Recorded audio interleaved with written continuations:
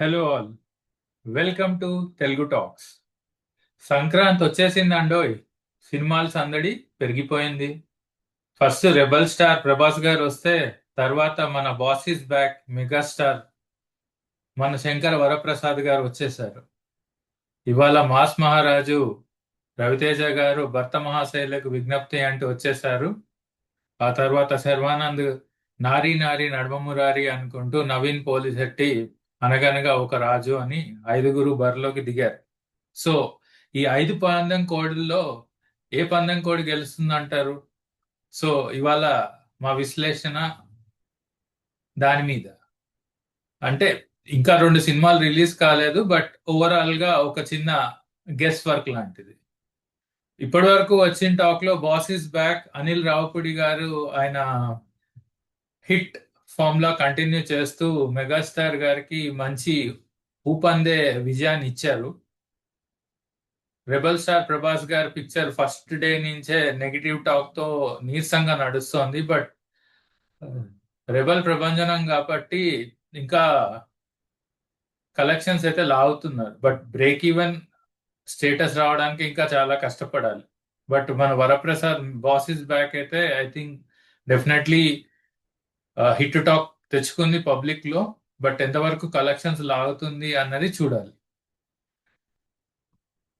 మా వంతు అనుకోవడం ప్రకారం రవితేజ గారు సర్వానంద్ గారు పిక్చర్లు కూడా డీసెంట్ గా పర్ఫామ్ చేసి hit hit status, average to hit status కొట్టేస్తాయని అనిపిస్తుంది. ఎందుకంటే కంటెంట్ చాలా ఫన్నీగా, సంక్రాంతికి కావాల్సిన సందడి, ఒక ఫ్యామిలీ టైప్ ఎంటర్టైనర్స్ గా తీశారు కాబట్టి డెఫినెట్లీ బాగుంటాయి.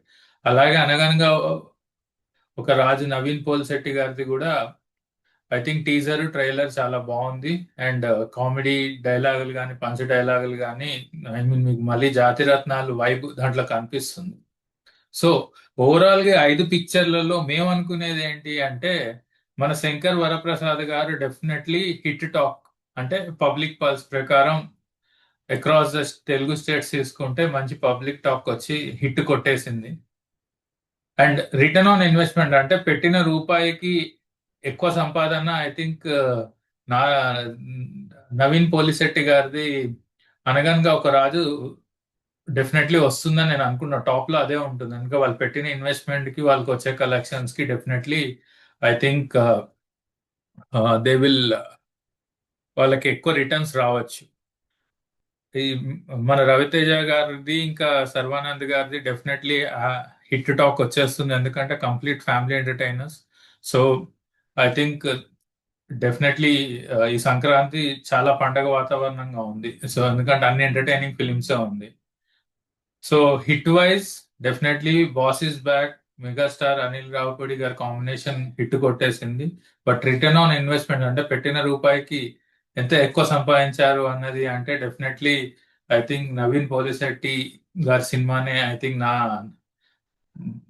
సూర్యదేవర నాగవంశీ గారికి I think good days after continuous flops I think ఆయనకి మంచి ప్రాఫిట్స్ రావచ్చు ఈ సినిమాతోని. బట్ ఓవరాల్ కలెక్షన్స్ వైజ్ చూసుకుంటే I think Raja Saab definitely number 1 ఉండొచ్చు. ఒకవేళ స్లిప్ అయినా లైట్ గా నెంబర్ 2 పొజిషన్ కి రావచ్చు. బట్ కలెక్షన్స్ వైజ్ ఈ ఐదు సినిమాల్లో టాప్ అయితే రాజా సాబ్ ఉండొచ్చు. బట్ అంటే వాళ్ళు పెట్టిన దానికి డెఫినెట్లీ ఆ పర్టికులర్ కంపారిజన్ లో చూస్తే definitely average to flop or average to hit మధ్యలో ఆగచ్చు ఓవరాల్ కలెక్షన్స్. ఎందుకంటే ఇంకా సంక్రాంతికి కూడా డెఫినెట్లీ వెళ్ళి చూస్తారు. ఎందుకంటే అది కూడా ఒక family entertainer, comedy and horror related picture కాబట్టి. సో ఇది మా అనాలిసిస్. మెగాస్టార్ గారు గెలిచారు, but collection wise rebel star గెలవచ్చు. Return on investment wise Naveen Polishetty గారు గెలవచ్చు.